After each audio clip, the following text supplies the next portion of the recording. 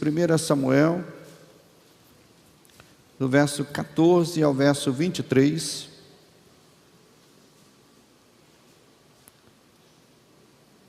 Diz assim a palavra do Senhor: tendo-se retirado de Saul o Espírito do Senhor, da parte deste, um espírito maligno o atormentava.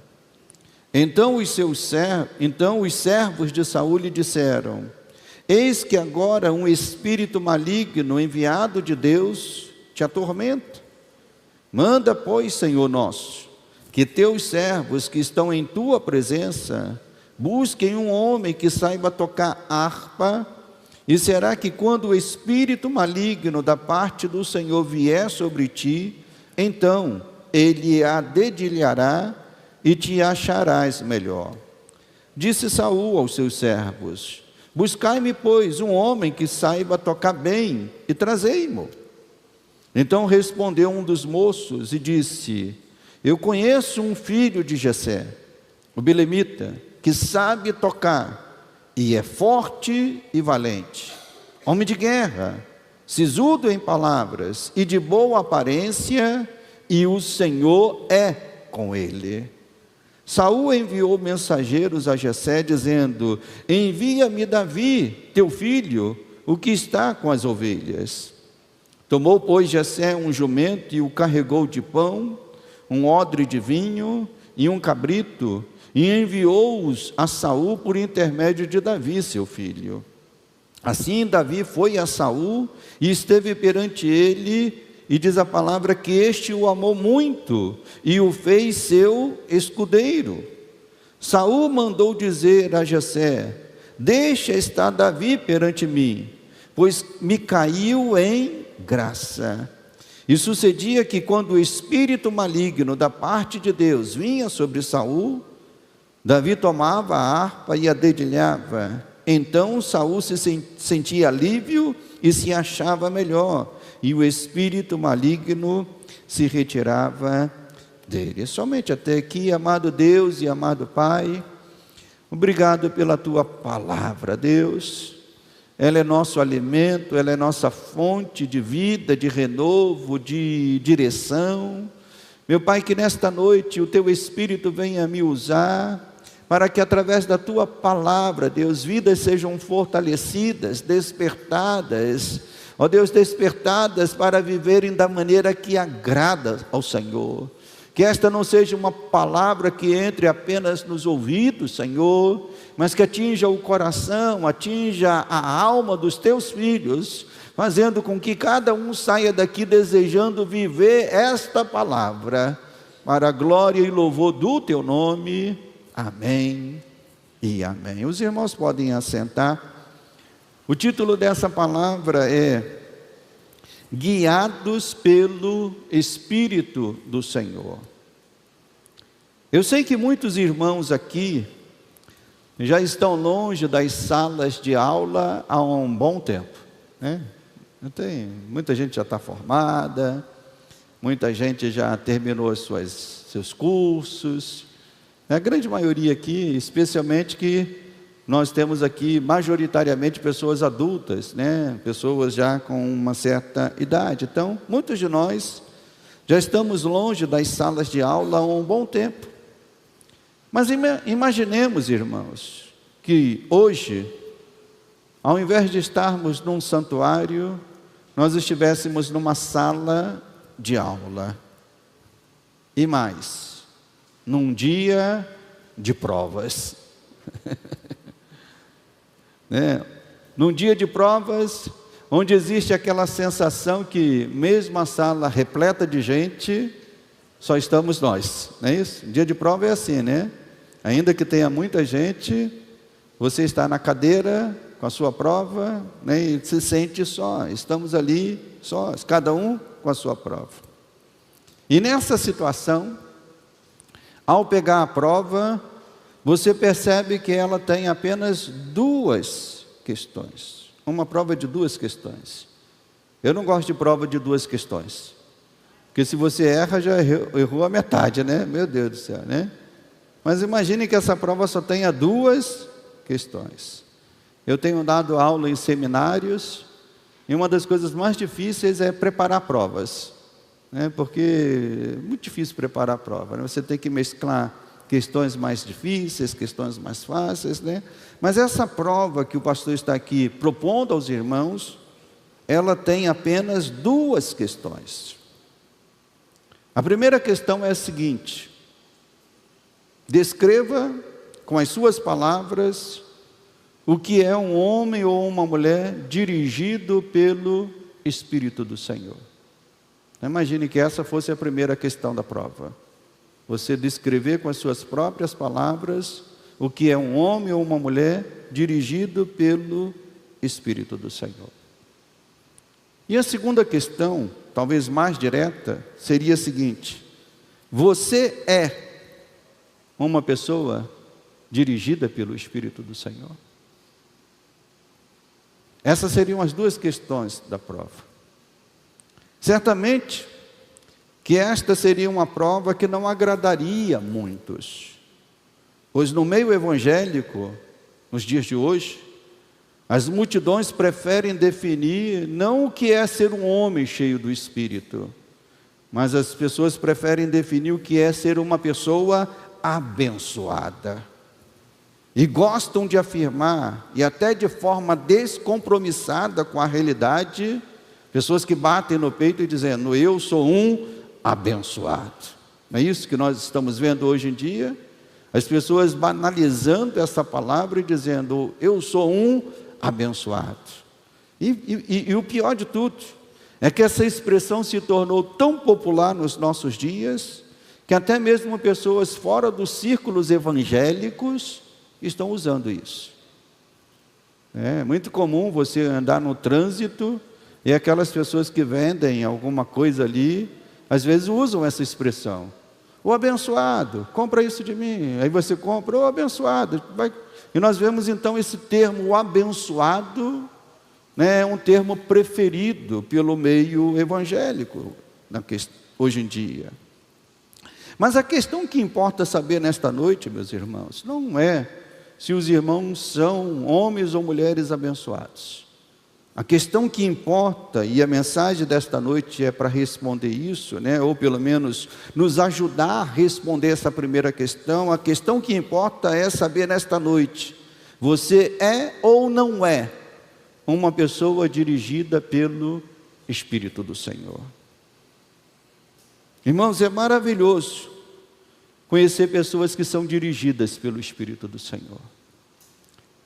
As pessoas que são dirigidas pelo Espírito do Senhor são inspiradoras, são corajosas, são humildes, são instrumentos nas mãos do Senhor para fazer o reino e a obra de Deus avançar aqui na terra. Então, homens e mulheres dirigidos pelo Espírito do Senhor são pessoas maravilhosas. Eu recordo-me de um pastor que eu vi poucas vezes, né? Um pastor que o nosso diácono Ângelo também conheceu ele mais de perto. Eu conheci ele poucas vezes, né?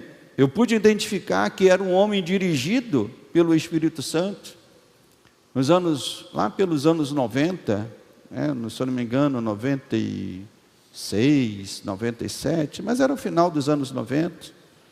Esse pastor, ele foi convidado pelo então meu pastor. Eu ainda não era pastor, era um diácono ou um obreiro na igreja. E eu me lembro que o meu pastor, né, convidou esse pastor para pregar num culto de domingo. E quando ele foi anunciado no dia para poder subir no púlpito e pregar, eu percebi que ele tinha uma dificuldade de locomoção, em virtude de um derrame que ele havia sofrido. Ele subiu os degraus da igreja com muita dificuldade, mas ao pegar no microfone e transmitir a palavra de Deus, todo mundo pôde ver nitidamente o Espírito do Senhor revestindo aquele homem de tal forma que a palavra trouxe um impacto sobre todos que ouviram a palavra naquele dia. Então, homens e mulheres que são cheios ou dirigidos pelo Espírito do Senhor são pessoas inspiradoras, são pessoas corajosas. E digo, o mundo, a igreja e as famílias precisam urgentemente de mais e mais homens e mulheres que sejam dirigidos pelo Espírito do Senhor. Nós podemos dizer que há uma pobreza no mundo, uma miséria no mundo, mas não é uma miséria de comida, não é uma miséria de bebida, é uma miséria de homens e mulheres que deixaram de ser guiados pelo Espírito do Senhor, e por conta disso, nós podemos dizer que o mundo está vivendo uma situação de miséria. Então, nós podemos dizer, o mundo, a igreja e as famílias precisam urgentemente de mais e mais homens e mulheres dirigidos pelo Espírito do Senhor. E esse texto que nós vamos tratar nesta noite, nos mostra um contraste entre um homem que menosprezou ser dirigido pelo Espírito de Deus, e por isso sofreu as graves e terríveis consequências desta escolha, que foi Saul. Saul tinha tudo para ser um homem usado por Deus, um homem, um instrumento nas mãos de Deus, mas ele menosprezou, ele deixou de lado, não levou isso com importância, e por isso sofreu as consequências. E de um outro lado nós vemos um homem que se submeteu aos desígnios de Deus e buscou ser obediente à vontade do Senhor, e esse homem foi Davi. Então nós temos um contraste. Saul, o homem que rejeitou o Espírito do Senhor. Davi, o homem que se submeteu ao Espírito do Senhor. Então, voltando aqui o texto começa falando, de uma maneira bem clara, dizendo no verso 14: tendo se retirado de Saul, o que, meus irmãos? O que se retirou de Saul? A coroa? O cetro? O trono? Não, a Bíblia diz que a coisa mais importante que Saul podia ter foi retirado dele. Se retirou da vida de Saul o Espírito do Senhor. Então o texto começa falando isso, que Saul perdeu o Espírito do Senhor. E a pergunta é: o que isso significa? E mais, por que isso aconteceu? Por que o Espírito foi retirado da vida de Saul? O que isso significa e por que isso aconteceu? Primeiro, nós precisamos entender o que isso significa, essa expressão. Nós estamos diante de um texto que foi escrito há 3.000 anos atrás. Então, há 3.000 anos atrás havia maneiras de se falar uma coisa, e que nós precisamos saber o significado. 3.000 anos atrás, era uma época em que a expressão o Espírito do Senhor se apossou e habitou em alguém, era uma forma de dizer que aquela pessoa era uma pessoa aprovada por Deus para exercer aquela função que ele estaria fazendo. Da mesma forma, o contrário. Quando se diz o Espírito se retirou de alguém, era uma forma de expressão que significava que aquela pessoa foi reprovada por Deus. Então, nos textos antigos, no texto do chamado Oriente Antigo, essa era uma forma de dizer um rei aprovado, um rei desaprovado, um profeta aprovado, um profeta desaprovado. A forma era dizer: o Espírito do Senhor está sobre ele, ou o Espírito do Senhor foi retirado de sobre a vida dele. Então Saul foi reprovado.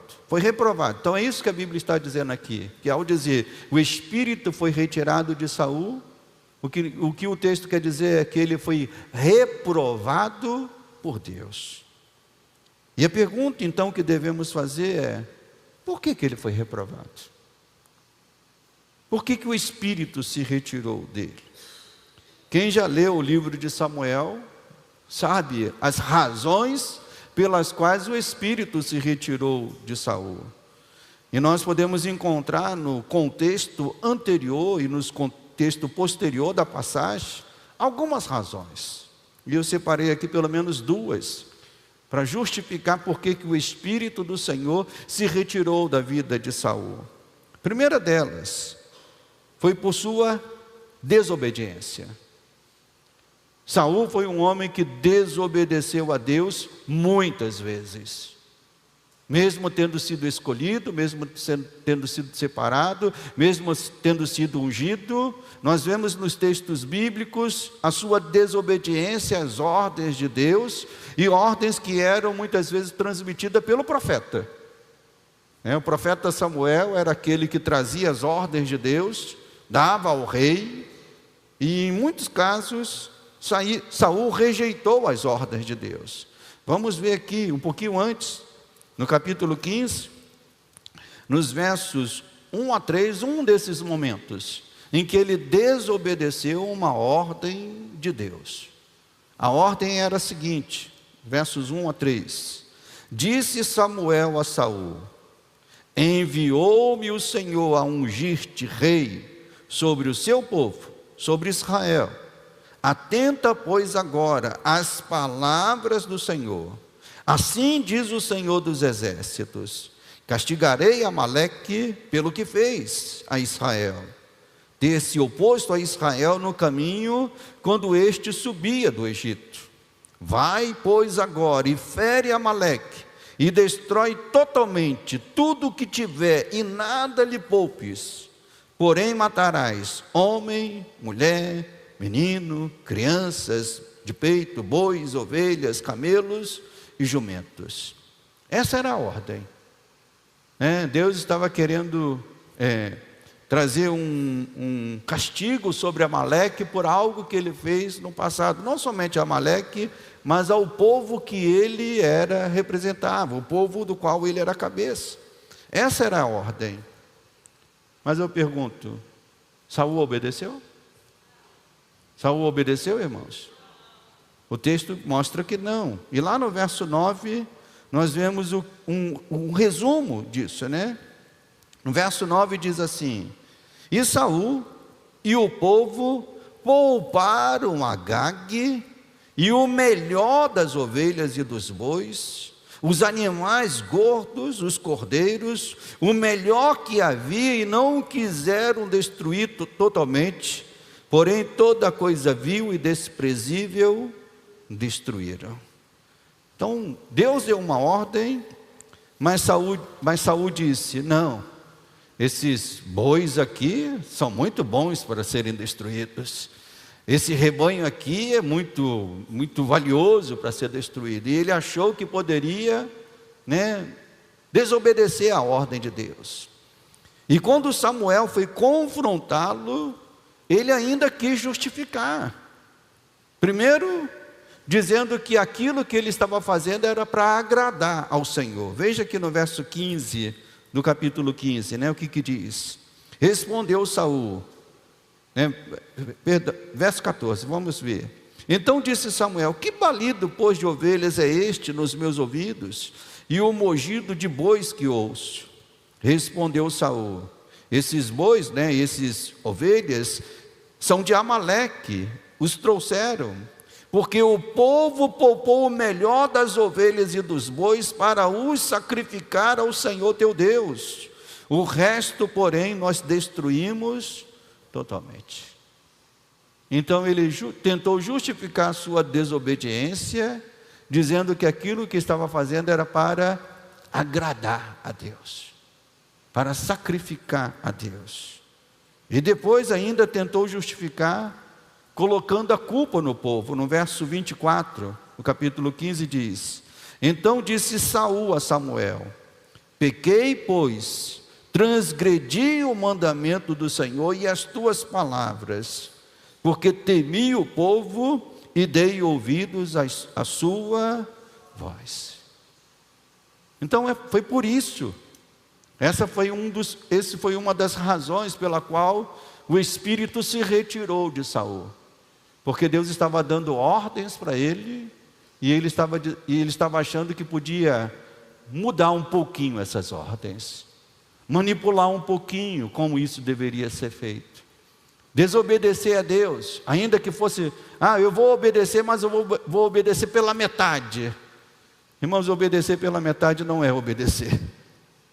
Nós precisamos obedecer a Deus totalmente. Posso ouvir um amém? Mas essa atitude de Saul, nós vemos que até hoje é assim. Há pessoas que vivem em desobediência a Deus, mas querem justificar essa desobediência e não reconhecem que precisam se consertar perante Deus. Sempre estão justificando, eu ainda não estou servindo a Deus por conta disso, por conta daquilo. Mas desobediência, irmãos, ela é algo que fere a Deus. E sem obediência a Deus, não tem como ter o Espírito do Senhor sobre a tua vida. O Espírito do Senhor só habita naqueles que querem obedecer a Deus. E há pessoas que querem desobedecer, estão desobedecendo a Deus, mas ainda assim querem que o Espírito do Senhor permaneça sobre a vida deles. Isso não vai acontecer. O Espírito só habita naqueles que querem ter um coração obediente. Saul não foi obediente, por isso é que o texto começa dizendo, e o Espírito se retirou dele. Segunda razão, segundo fator da reprovação de Saul, nós também podemos dizer que foi a sua precipitação e sua inconstância perante Deus. Ele tinha uma posição importante, ele era um rei, o maior cargo da nação de Israel era Saul que ocupava. Ele era um rei, e ele devia ser um homem firme e consciente dessa posição que ele tinha, que lhe foi outorgada por Deus. E no capítulo 13, versos 8 e 9, vamos até o capítulo 13, nós vemos que Saul se precipitou em fazer algo que não lhe cabia fazer. Ele era rei. Um rei pode muita coisa, mas não pode tudo. Saul achou que ele sendo rei, ele podia tudo, mas não. Havia coisas que ele podia fazer, devia fazer, mas havia coisas que não cabia a ele fazer. E uma dessas coisas era o sacrificar a Deus. Quem tinha a responsabilidade de sacrificar a Deus era o sacerdote profeta. E quem ocupava essa posição era Samuel, não era o rei. O rei tinha que fazer outras coisas, conduzir o povo na guerra, governar a nação, mas governar em conjunto com o profeta e sacerdote. E nós vemos no capítulo 13 que no meio de uma batalha, ele teria que aguardar Samuel chegar para oferecer o sacrifício, mas nós vemos mais uma vez, capítulo 13, versos 8 e 9 diz: esperou Saul 7 dias, segundo o prazo determinado por Samuel. Não vindo, porém, Samuel a Gilgal, o povo se foi espalhando dali. Então disse Saul: trazei-me aqui o holocausto e ofertas pacíficas. E diz a Bíblia que ele ofereceu o holocausto. Mal acabara ele de oferecer o holocausto, eis que chega Samuel. E Saul lhe saiu ao encontro para saudar. E Samuel perguntou o que, irmãos? Perguntou o que, igreja? O que fizeste? O que fizeste, Saul? O que fizeste? E mais uma vez, Saul tentou justificar, colocando a culpa em outro, colocando a culpa no povo, colocando a culpa na pressão que ele havia recebido. Versos 11 e 12, diz: Samuel perguntou: o que fizeste, Saul? Respondeu Saul: vendo que o povo se ia espalhando daqui, e que tu não vinhas nos dias aprazados, e que os filisteus já se tinham ajuntado em Miquimais. Olha o que diz o verso 12. Eu disse comigo: agora descerão os filisteus contra mim a Gilgal. e ainda não obtive a benevolência do Senhor. E diz: e forçado pelas circunstâncias, eu ofereci holocaustos. Saul não, ainda que as circunstâncias pudesse ter pressionado ele, irmãos, nós devemos entender que isso não cabia a ele fazer. Era o sacerdote que deveria fazer. E de certa maneira, irmãos, isso também acontece conosco. Todos nós sofremos pressões das circunstâncias para desobedecermos a Deus, para deixarmos de esperar no Senhor. Todos nós sofremos pressões das circunstâncias. Circunstâncias da vida, né, que nos traz, por exemplo, pressões das dívidas, pressões das doenças que acontecem, pressões dos problemas familiares. Mas nós devemos sempre buscar no Senhor a sua direção e nos submetermos àquilo que o Espírito quer que façamos. Amém, meus irmãos? O que estava acontecendo com Saul? Então, no texto, o que diz quando o Espírito saiu da vida dele? O que estava acontecendo com ele era consequência de escolhas erradas que ele estava fazendo. Amém, meus irmãos? Então, só isso, só para justificar porque que o texto diz: e o Espírito se retirou de Saul. Se retirou porque ele estava sendo desobediente. Se retirou porque ele estava sendo precipitado nas suas decisões e não esperando o tempo do Senhor. E o texto diz, irmãos, que um espírito maligno da parte de Deus começou a atormentar Saul. Vamos voltar lá ao capítulo 16. Não é isso que diz o texto? Tendo se retirado de Saul, o Espírito do Senhor, da parte deste, um espírito maligno começou a fazer o que, meus irmãos? O atormentava. E mais uma vez aqui, nós devemos entender que esse é um texto de 3.000 anos atrás, e essa era uma forma, eu diria que teológica de se escrever, de que ao retirar a mão da vida de Saul, os espíritos malignos iam ter liberdade de atormentar a vida daquele homem. E na prática é isso que acontece até hoje. Quem não tem o Espírito do Senhor, o caminho se abre para os espíritos malignos atormentarem estas vidas. E esses espíritos malignos podem ser diversos. Podem ser espíritos malignos que podem se manifestar, e nós vemos eles se manifestando na vida das pessoas. São espíritos malignos que se manifestam na vida dos vícios.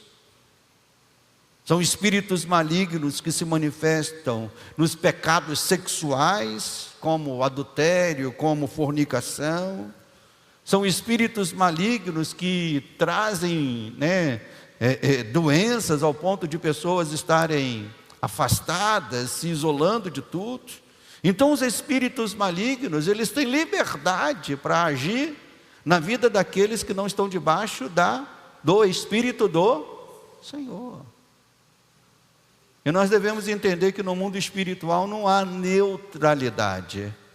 Ou você está em Deus, ou o caminho está aberto para os espíritos malignos agirem na vida desta pessoa. E foi o que aconteceu na vida de Saul. Saul tinha tudo para ser um homem guiado pelo Espírito, rejeitou. E ao rejeitar, e Deus, ao retirar o espírito dele da vida de Saul, o caminho se abre para espíritos malignos atormentarem a vida dele. Mas um ponto importante aqui a ressaltar nesse texto, irmãos, quando nós lemos a palavra de Deus, e é maravilhoso quando nós temos a revelação completa diante de nós, né? Davi, ele talvez não tenha entendido isso como nós entendemos hoje, porque nós temos a revelação completa. O que nós entendemos hoje?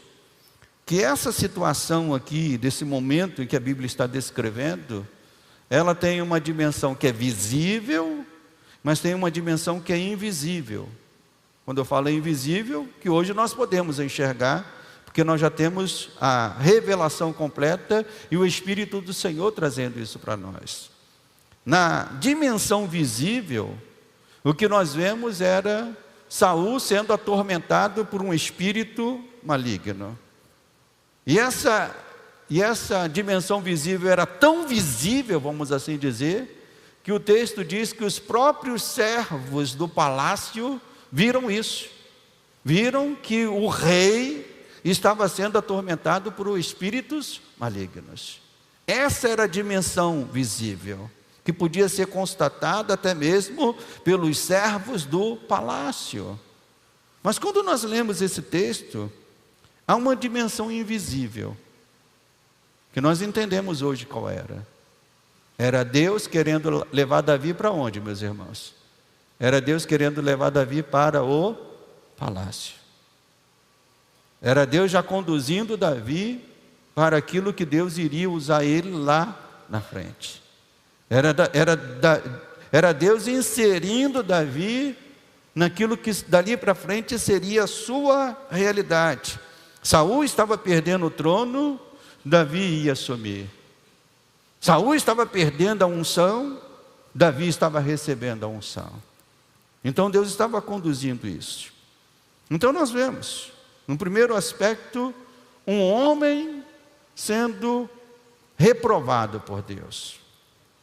Mas de forma contrária ao que aconteceu com Saul, nós vemos que Deus estava escolhendo Davi, chamando Davi, aprovando Davi.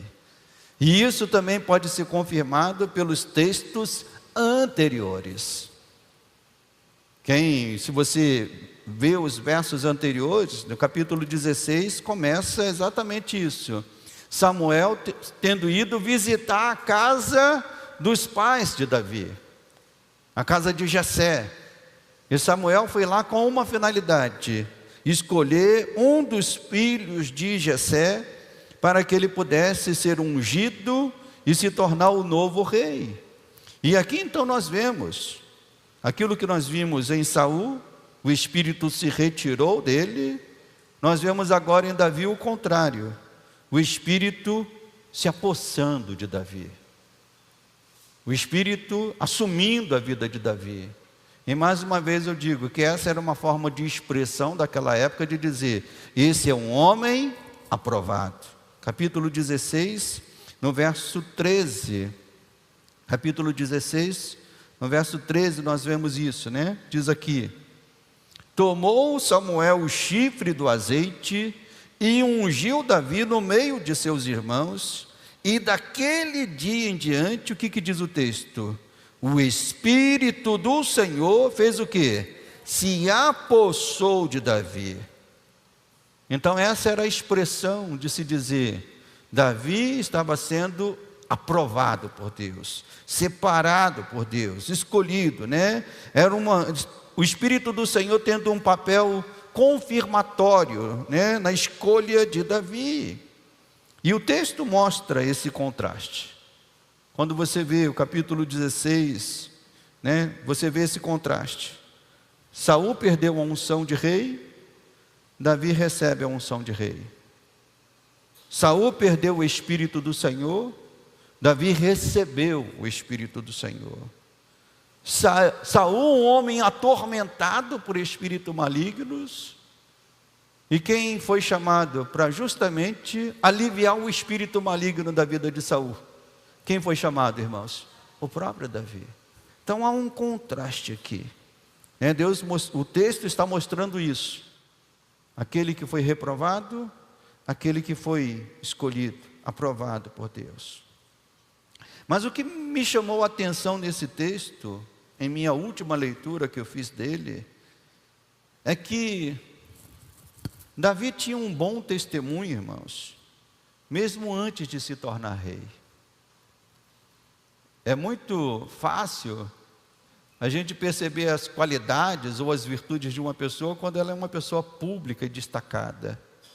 Mas o texto nos mostra que antes de se tornar rei, Davi já era uma pessoa que estava dando um testemunho fiel, né? E aqui está no verso 18 do capítulo 16. Veja o que o servo lá do palácio falou a respeito de Davi. Verso 18. Então respondeu um dos moços e disse: eu conheço um filho de Jessé. Jessé tinha muitos filhos. Mas o moço disse: eu conheço um filho de Jessé, o belemita. Ele sabe tocar harpa. Mas o homem não parou aí. O homem disse: ele sabe tocar harpa, ele é forte e valente, é homem de guerra, sisudo de palavras, de boa aparência. E eu digo que essa é a principal. E o que diz o texto? E o Senhor é com ele.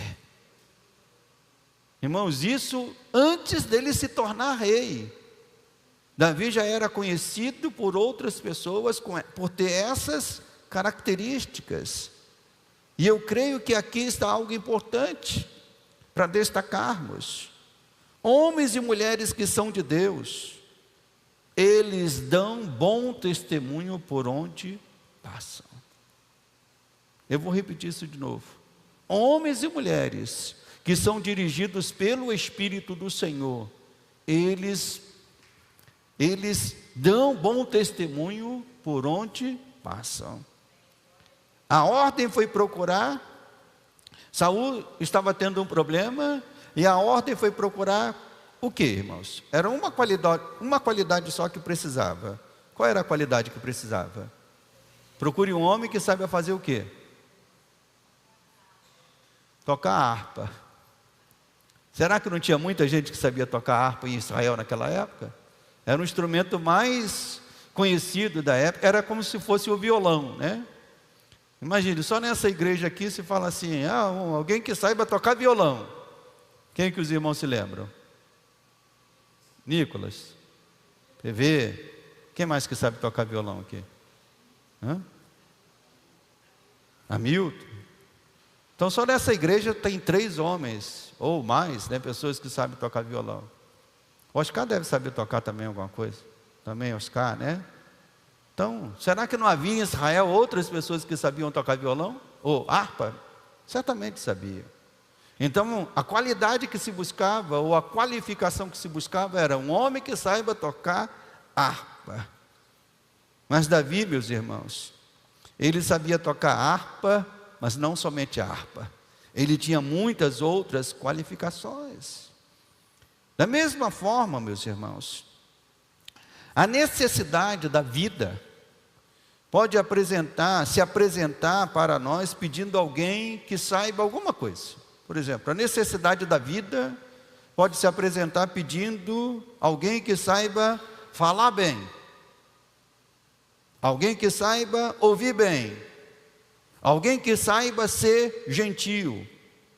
Mas entenda, essas qualificações são qualificações básicas que qualquer uma pessoa pode ter.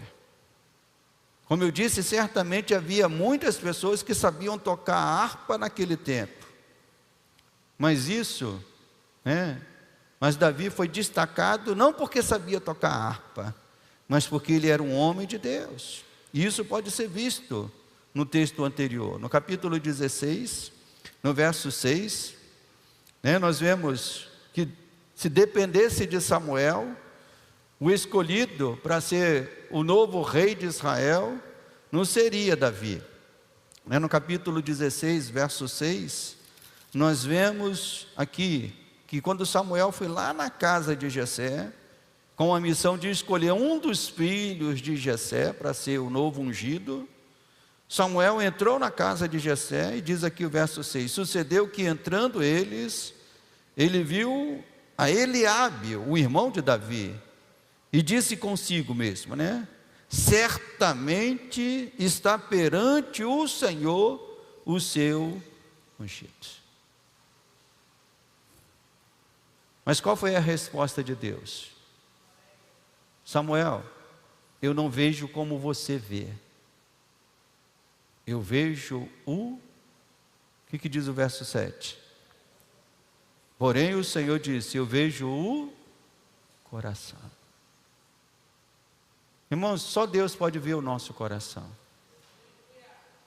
Davi sabia tocar harpa, mas o coração dele era do Senhor. Ele era um homem de Deus. Nós nunca poderemos entender, irmãos, a Deus. Nós não podemos entender os caminhos de Deus.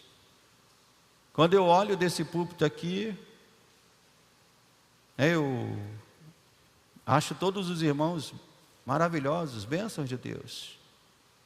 Mas eu não consigo ver o coração de ninguém. Deus é diferente da gente. Ele vê o nosso coração. E ao ver o nosso coração, ele se alegra ou se entristece. No caso de Davi, ele viu o coração de Davi e se alegrou. Davi sabia tocar harpa. Mas a coisa mais importante que Davi tinha, irmãos, não era a qualidade de tocar harpa. A coisa mais importante que Davi tinha é que ele era um homem de coração em Deus. E a grande virtude que Deus procura nos homens e mulheres hoje em dia é esse. Podemos ter na igreja pessoas qualificadas para um monte de coisa. Mas a qualificação que mais agrada a Deus não é se sabe tocar violão, teclado, baixo, guitarra, bateria, se sabe falar bem, se sabe ouvir bem. A qualificação que mais agrada a Deus é quando o nosso coração pertence a Ele. Samuel, eu vejo o coração. É o coração que eu contemplo. Davi sabia tocar, mas o coração dele era de Deus. E quando o coração é de Deus, irmãos, os frutos aparecem. É ou não é? Se um homem tem um coração em Deus, os frutos vão aparecer na vida deste homem, sim ou não? Se uma mulher tem um coração em Deus, os frutos vão aparecer? É lógico que vão aparecer. E é por isso que aquele servo lá do palácio, ele viu os frutos na vida de Davi.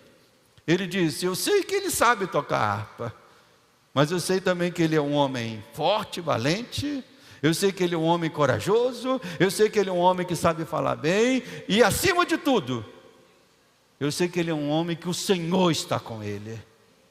E essa é a virtude ou a qualificação que é mais importante em nossas vidas. Mas separando cada uma dessas coisas que esse servo do palácio falou a respeito de Davi, vamos voltar aqui ao verso 18, diz: então respondeu um dos moços e disse, eu conheço um filho de Jessé, o Belamita, que sabe tocar harpa, né? Mas ele é forte e valente. E quando se fala da força e da valentia de Davi, nós podemos dizer que não era simplesmente uma força e valentia natural. Era uma força e valentia, eu posso dizer, espiritual. Era algo que quando muitos estavam desistindo, Davi estava avançando, pois confiava que Deus iria agir.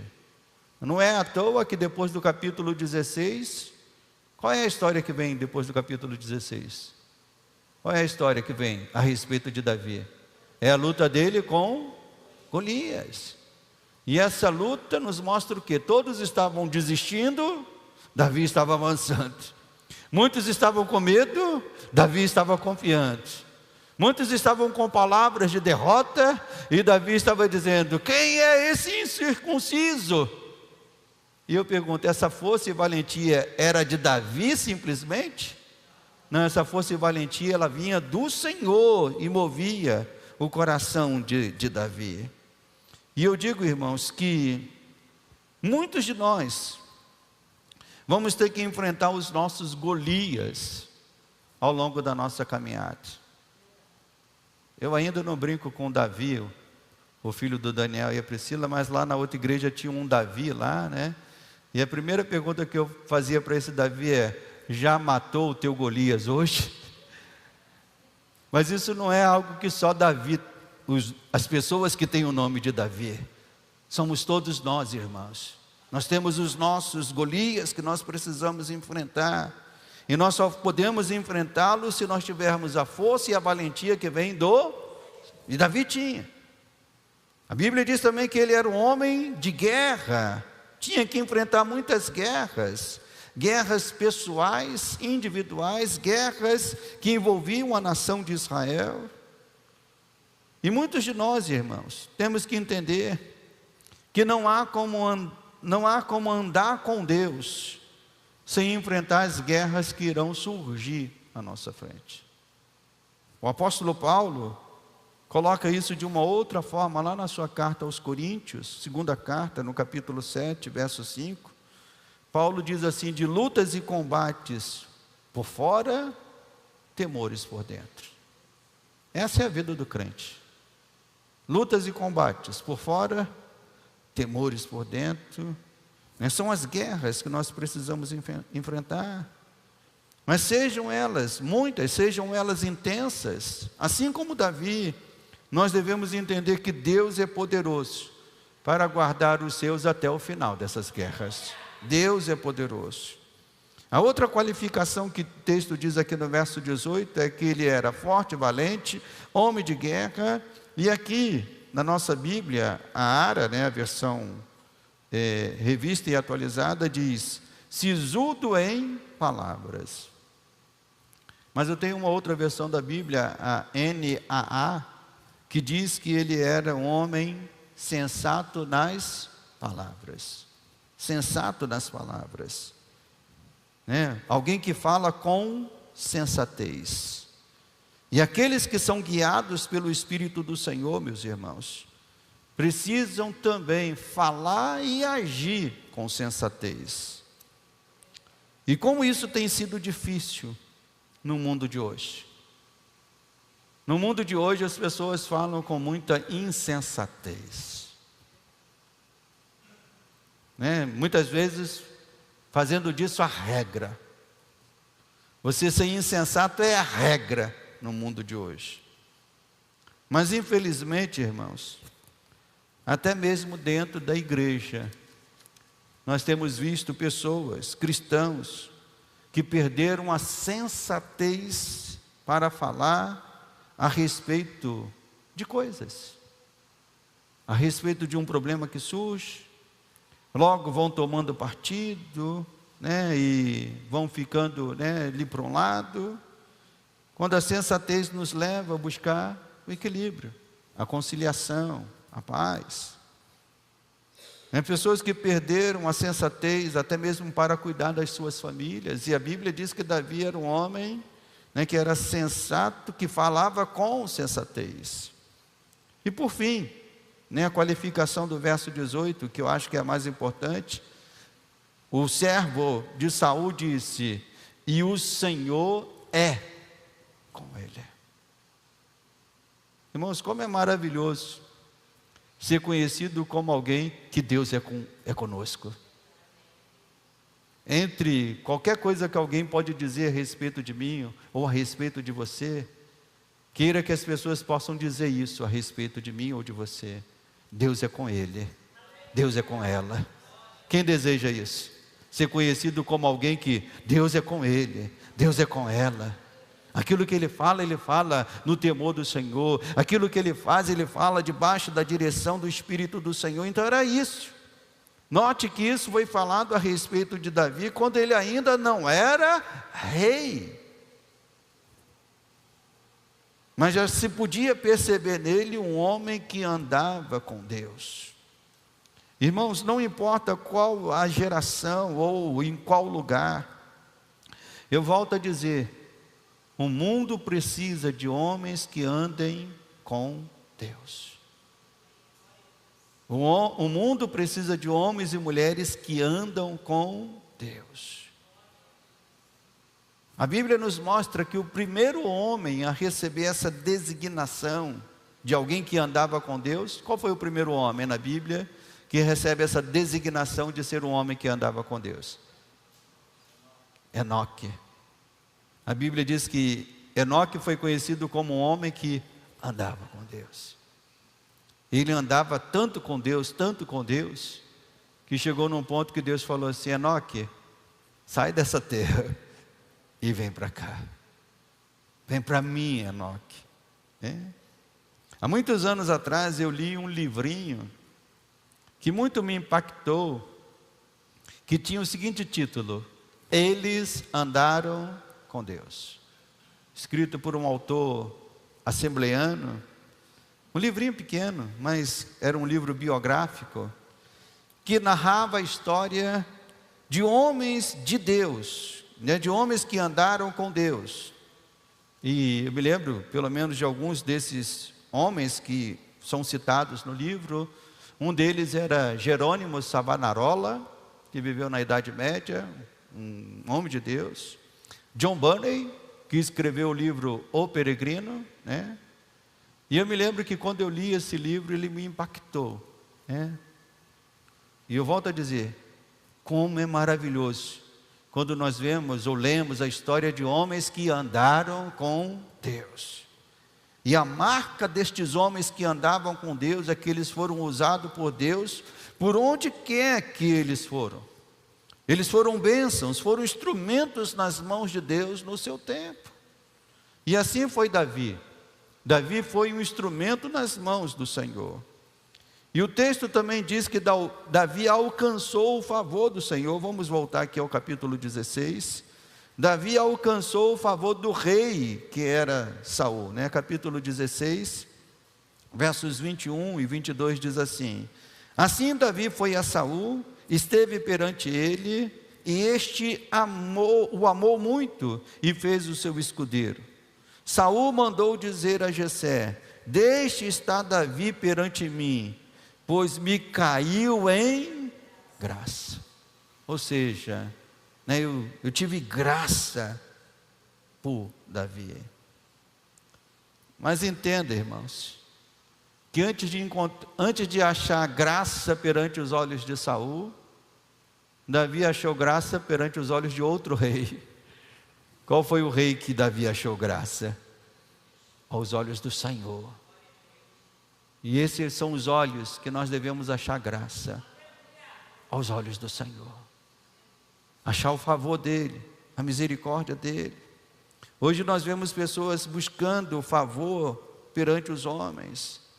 Isso pode ter até algum valor, mas entenda, o melhor favor que nós podemos encontrar é o favor de Deus, é achar graça aos olhos do Senhor, é ser amado pelo Senhor.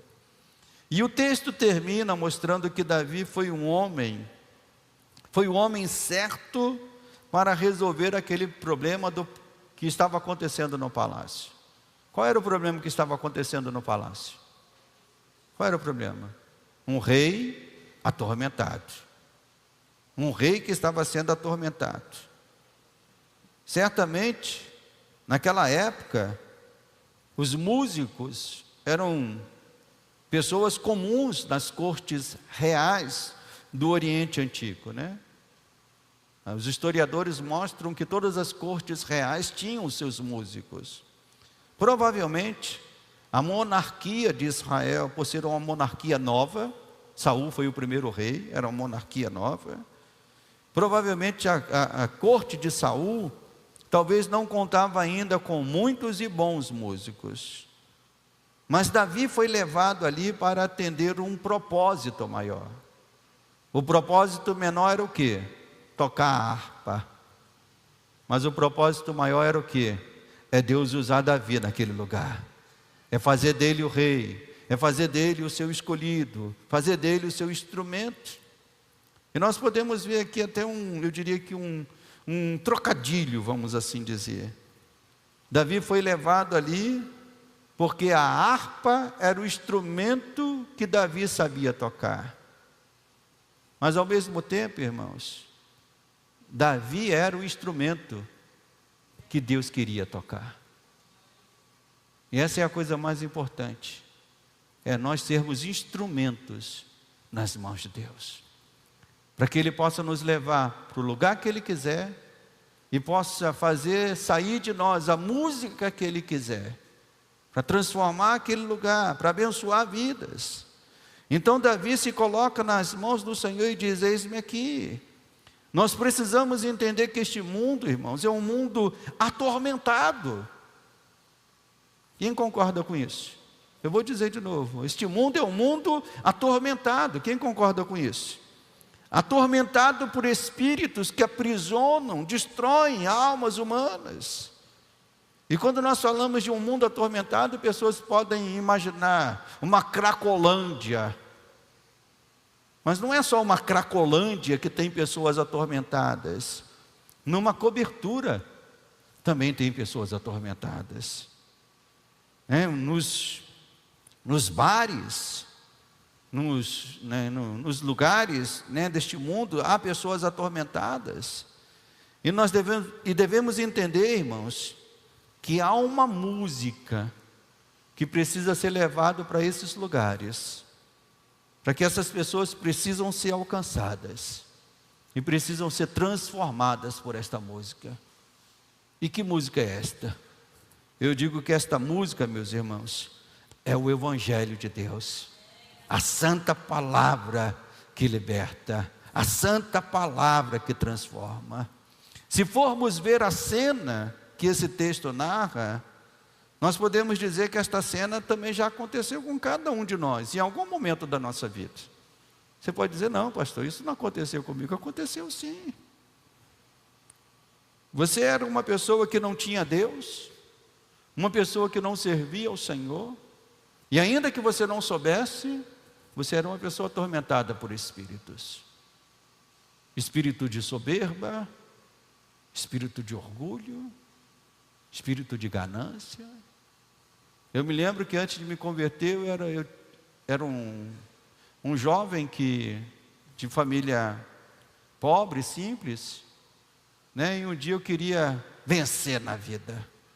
Quem já teve esse desejo de vencer na vida? Ser uma pessoa rica, ser uma pessoa que tivesse muito dinheiro. Isso é espírito de ganância, irmãos. E o espírito de ganância atormenta. Então, os espíritos atormentadores. Então, nós éramos pessoas assim. Até que Deus enviou um dos seus servos para tocar a música dele. E que música era essa, irmãos? A palavra, o Evangelho do Senhor. A música que tem transformado e salvado homens e mulheres ao longo da história. No meu caso, isso se deu quando eu tinha 16 anos. Entrei ali na igreja da Nova Vida, ali da Itatiaia, e ouvi a música de Deus que estava sendo pregada. E a música de Deus que estava sendo pregada foi por um servo que todos os irmãos aqui conhecem, nosso bispo Weber, Ele estava pregando a música de Deus, ele estava tocando a harpa de Deus, mas a harpa de Deus era a palavra de Deus, o instrumento de salvação. Então nós devemos entender, irmãos, que de todas as músicas que um homem e uma mulher pode ouvir, não há música mais libertadora, mais salvadora do que aquela música que brotou lá no Calvário. E o melhor de tudo, ela não parou de tocar. Ela está tocando nos púlpitos, ela está tocando nas esquinas, ela está tocando nos trens, nos ônibus, a música de Deus. E eu pergunto, você já ouviu o som desta música? Quem já ouviu o som desta música? Do Santo Evangelho de Deus. Você já foi transformado por esta música? Quem já foi transformado por esta música? Então que esta música seja aquela, irmãos, que nós queiramos ouvir todos os dias da nossa vida. Porque é essa música que liberta, é essa música que alivia, é essa música que transforma. E somente aqueles que são transformados pelo Evangelho de Cristo é que podem receber então o selo de confirmação de serem homens e mulheres guiados pelo Espírito do Senhor. Então que essa mensagem nesta noite desperte cada irmão e irmã a responder aquela prova imaginária que eu propus lá no início da pregação. Quem se lembra da prova imaginária que eu propus? Qual era a primeira questão da prova imaginária? Quem se lembra? A primeira questão da prova imaginária. O que é ser um homem guiado pelo Espírito do Senhor? Então eu creio que com essa mensagem que foi pregada nesta noite, você já pode responder essa pergunta. Já tem 5 pontos garantidos na prova. se a prova for dividida 5-5, né? Já tem 5 pontos na prova. Com essa mensagem, então, cada um aqui pode responder essa pergunta. Mas qual era a segunda questão da prova? Qual era a segunda questão da prova, irmãos? Você é uma pessoa dirigida pelo Espírito do Senhor? Essa questão a gente não pode responder aqui, não. Essa questão é para ser respondida lá fora, na vida, nas ações, nas escolhas, nas tomadas de decisões. Eu volto a dizer, não é para responder com palavras. É muito fácil, ao ser questionado, você é um homem dirigido pelo Espírito, você é uma mulher dirigida pelo Espírito, você responder, sim, eu sou. É muito fácil responder com palavras. Essa é uma resposta que a gente tem que dar com a vida, com as atitudes, com as ações. Irmãos, o mundo lá fora está cheio de pessoas atormentadas por espíritos malignos. O mundo lá fora está cheio de Sauls, vamos assim dizer. E como eu disse, eles estão nas cracolândias, estão nos casarões, estão nas coberturas, estão nos bares, nas praças. E quem sabe, talvez até dentro da nossa casa, até dentro da nossa família, parentes. Deus nos chama, irmãos, a sermos instrumentos nas mãos dEle, levando a música dEle até essas pessoas. A música que liberta, a música que salva, a música que alivia. E que música é essa? O Evangelho de Cristo Jesus. O Evangelho que transformou a minha vida, transformou a sua vida e pode transformar a vida dessas pessoas. Então eu volto a perguntar, você está preparado para ser usado por Deus? Você está preparado para ser usado por Deus, meu irmão? Então deixe que o Espírito do Senhor guie a tua vida, hoje e sempre. Porque são esses que o Senhor usa, aqueles que são dirigidos pelo seu Espírito. Amém? Vamos nos colocar de pé, vamos orar. A primeira questão você já respondeu. A segunda questão, você vai ter que responder lá fora.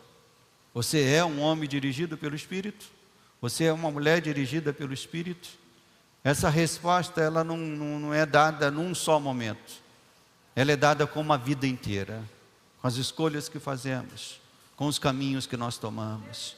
Então feche os teus olhos e comece a pedir isso a Deus nesta noite, dizendo, Senhor, eu quero ser um homem dirigido pelo Teu Espírito, uma mulher dirigida pelo Teu Espírito.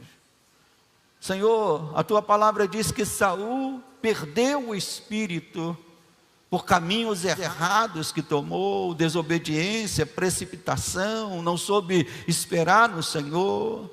E infelizmente nós vemos tantos e tantos acontecendo o mesmo na vida dessas pessoas. Pessoas que podem estar até dentro de uma igreja, mas já não tem mais o Espírito do Senhor. Não são pessoas dirigidas pelo Teu Espírito, porque estão escolhendo o caminho da desobediência, o caminho da precipitação, o caminho, ó Deus, de ouvirem mais a voz do povo do que ouvirem a voz do Senhor. E foi isso que aconteceu com Saul. Senhor, que entre nós o Espírito que prevaleça é o mesmo Espírito que guiou Davi, meu Deus. Que o Senhor olhou para o coração de Davi e disse, esse é um homem segundo o meu coração. Que assim seja também, Senhor, na vida dos meus irmãos e irmãs nesta noite, que ao contemplar cada coração aqui, meu Pai, o Senhor possa se agradar destas vidas, usar estas vidas, levar estas vidas, Senhor, a serem tocadores da harpa do Teu Evangelho lá fora, Senhor. Tocarem esta música que transforma, que liberta, que alivia os corações aflitos, Senhor. de almas que estão atormentadas lá fora, meu Pai. Nós queremos sair por aquelas portas agora, nesta noite, Senhor, e sermos como Davi, Senhor, ser levados pelo Senhor aos lugares onde há pessoas atormentadas, aflitas, e ali a estas pessoas, Senhor, nós sermos instrumentos em Tuas mãos, para levar a palavra que liberta, a palavra que salva, o evangelho que transforma, que transformou a nossa vida e pode transformar a vida destas pessoas também. Por isso, Senhor, usa estes irmãos e irmãs, que sejam homens guiados pelo Teu Espírito, não apenas dentro deste lugar, mas especialmente lá fora, e especialmente nos lugares onde há pessoas atormentadas, porque é nesses lugares que o Senhor quer nos levar para salvar estas vidas, para transformar estas vidas, para trazer estas vidas para a Tua presença, Pai. E nós dizemos isso nesta noite: eis-nos aqui, usa-nos como instrumentos em Tuas mãos, no nome santo do Senhor, amém.